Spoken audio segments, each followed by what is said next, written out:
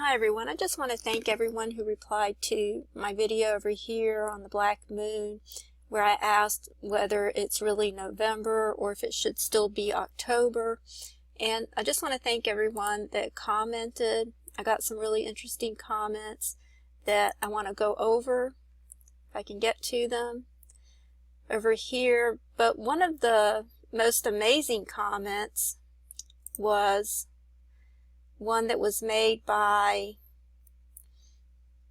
Elmer's Going Home Soon, but I'm not sure what happened to the comment. It just disappeared. But in the comment he had mentioned that this should be the true 7th month, the true month of Tishri, the beginning of the month of Tishri, and that 335 day count actually ends on November 17th, and I actually checked that out. If you go to the date calculator and you put in November 17th and subtract 1,335 days, that takes you to March 23rd, 2013, and that's the day just after what many believed to be the abomination of desolation. Of course, I believe that the real abomination of desolation has not occurred yet, that this may have been a precursor, but it was a time that Obama visited Israel and was standing in the holy place. But I don't believe that's the abomination of desolation. It may have been the confirming of a covenant, because there was a covenant made at that time as well to protect Israel. So that may have been the beginning of another layer to the prophecy of Daniel's 70th week, which of course I believe is fulfilled by Christ. But there's also the false version, which would be a fulfillment by the Antichrist, and it could be that that was the beginning of the 7 years, and then right in the middle of that, or 1,335 days from that, would be November 17th. And the other part of the comment, he stated that the moon, the full moon on November 14th, which if that's the true Feast of Tabernacles, it's going to be the closest to the earth since 1948. So he made a follow-up comment about explaining about the perigee of the moon and how this would be the closest approach to the earth since 1948. So I thought that was one of the most amazing comments. And like I said, I'm not sure what happened to the comment. And also, I just wanted to mention that I know that Steve Fletcher has been talking about November 17th as well, but I haven't had a chance to watch the video. But speaking of comments, I just wanted to mention that when you all send in a link sometimes, because Jeff Lewis had sent me a link for that video, which I haven't had a chance to share it yet, but sometimes when you all send in a link, it gets reported as spam for some reason, and it's not me doing it, it's YouTube apparently, or someone else is doing it, but it's not me. So I just wanted to let you all know that I can't reply to some of those comments, because once they get reported as spam, I can't reply back and they just get deleted. But it's not me doing it, and I can still see the comments, but I just can't respond to them. But I appreciate all the comments, and like this one right here, there was a link to it, so it got reported as spam, so I can't respond back. But I do read all the comments, and I appreciate all the comments, so I just wanted to let you all know that. But I just can't respond back to all of them, especially if they get reported as spam, apparently, by YouTube or someone else. But I think it's YouTube, because it seems to happen immediately. Sometimes I don't even know that I got a comment. But there's a lot of other really interesting comments here as well. And I think the consensus is, based on all the comments, well, there was a few areas that actually had an early fall, where the leaves actually fell early. That happened in a couple of cases. But I think for the most part, most people were reporting a delay in the season. In the fall season, they were reporting unseasonably warm weather, and that the trees were still had green leaves on the trees. And even in Australia, in the southern hemisphere, they're reporting an off season, saying that it was more winter-like. I got this comment from Australia, and then there was one from New Zealand which said the same thing as well, that there was unseasonably cold weather, that it was still like winter with hail and snow still in New Zealand and in Australia. So it does look like there could be a delay in the seasons, and maybe the black moon was an indication of that. But I wanted to read this comment over here because this one is really interesting. It's by Christine Gavin, and she says, thanks for that and for the Lord's calendar. So much is happening, but I have been watching for the 2 new moon sickle sign for ages, as I had a dream in June 2015 where I dreamt a carload of youths turned up at my place and wanted to come inside, and I saw a closed double sickle fly overhead in the night sky, and I told them to look at it as it was a sign.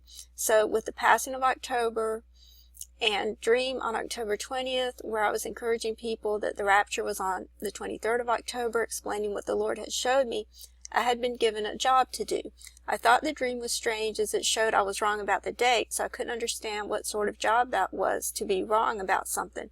But then this morning, I was thinking about all the times we've been hoping only to be disappointed, and it occurred to me that if I hadn't had all those wrong dates to look forward to, I might not have bothered doing anything. It has always been the urgency which has pushed me forward. The Lord showed me who Obama was in 2007, but if there were no wrong dates and we were told that it wouldn't be till 2016, I don't know what I would have done. Nothing, probably. But even though I live in New Zealand and our seasons are opposite to yours, I had another dream about the fall. So I'm encouraged by what you are saying, because I'm sure something is wrong here. Likewise, in New Zealand, this is the most unseasonable October imaginable. It is our spring, and we're having frost and hail and snow. I also am very interested by the 1561 Nuremberg UFO war, where the etchings show a double sickle crescent moon flying out of the sun, and its relationship to Obama's and Hitler's speeches given at the Pergamum Temple. Okay, so this is really interesting because she's talking about seeing a sickle shape in the night sky, and we just recently had that in the previous months. In the month of October and September, we had the constellation Bootes, which is a deacon constellation for the constellation Virgo. And as you can see here, this is the image of a shepherd, and he's holding a sickle in one hand and a spear in another hand. And just recently the sun was in the constellation Virgo, and this is a deacon constellation to the constellation Virgo. And then just prior to that, we had the constellation Leo. The sun was in Leo just prior to that, and as you can see, the head of Leo makes the shape of a sickle. It's actually known as the sickle. And this all relates to Revelation 14, which is something I had talked about before, but I just want to mention those verses again, just starting from verse 14. It says here, "And I looked, and behold a white cloud, and upon the cloud one sat like unto the Son of Man, having on his head a golden crown, and in his hand a sharp sickle. And another angel came out of the temple, crying with a loud voice to him that sat on the cloud, Thrust in thy sickle, and reap, for the time is come for thee to reap, for for the harvest of the earth is ripe. And he that sat on the cloud thrust in his sickle on the earth, and the earth was reaped. And another angel came out of the sickle which is in heaven, he also having a sharp sickle. And another angel came out from the altar which had power over fire, and cried with a loud cry to him that had the sharp sickle, saying, Thrust in thy sharp sickle, and gather the clusters of the vine of the earth, for her grapes are fully ripe. And the angel thrust in his sickle into the earth, and gathered the vine of the earth, and cast it into the great winepress of the wrath of God.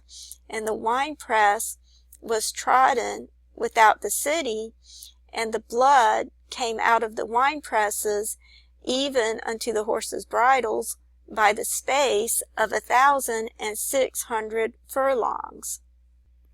Okay, so this is really interesting, because what I realized just as I was reading this is that there are actually two sickles mentioned. There's the first sickle, which gathers in the wheat harvest, and then there's a second sickle, which gathers in the grape harvest. And over here in Christine's dream or vision, she had a vision of two sickles, or a double sickle. She says she saw a closed double sickle flying overhead. So she saw two sickles, and like I said earlier, we just recently had a sickle in the constellation Leo, and then after that in the constellation Boötes, which is a deacon constellation for the constellation Virgo. And what's important to note is that the wheat harvest occurs during the summer, and I actually have some tables that confirm that. I had done some tables on summer wheat, and if nothing else, this confirms from all the scriptures that come up that there is a wheat harvest in the summer. And then, as we've talked about before, the grapes are not fully ripe until the autumn or fall. Okay, and another important thing that Christine mentioned about her dream is that she saw two new moons, and we just recently had two new moons in the month of October, so which is the reason for the black moon. So it could be that the two new moons that she saw in her vision could be referring to this time frame that we're in right now. Of course, we don't know that for sure. Only God knows the day or the hour. But this does sound very interesting, and it sounds like it could be prophetic for this time that we're in right now. And another interesting comment was this comment over here by Hopeful Forever. And he's saying that he believes the calendars are correct based on the timing of the equinox. And I had agreed with him on that based on all the current events that are taking place as well during this time. I believe something could happen at any moment. But this got me to thinking about the equinox, and I was wondering why daylight savings time doesn't occur on the equinox, or in the beginning of fall, which supposedly begins at the time of the equinox. I was wondering why daylight savings time doesn't begin at that time as well. So I did a little bit of research on that, and I found this article over here, and it's saying over here, daylight savings time, why are the dates for DST not symmetric? And it says, surely the dates for changing clocks ought to be symmetric and aligned to the equinox. One might expect they'd be 6 months long and centered on midsummer, i.e. from one equinox to the other. But even if there is an argument summertime is better, so lasts longer, but should it still be centered in midsummer? Instead, it is backloaded. Example, in USA, summertime is from 10th of March to 3rd of November, 8 months long, and is asymmetric with 2 weeks before the spring equinox and 6 weeks after the autumn one. So it's saying here that in the U.S., summer lasts until November 3rd. But the really important question is if it's still summer in Israel. And I'll talk about that next in the next video. Thank you.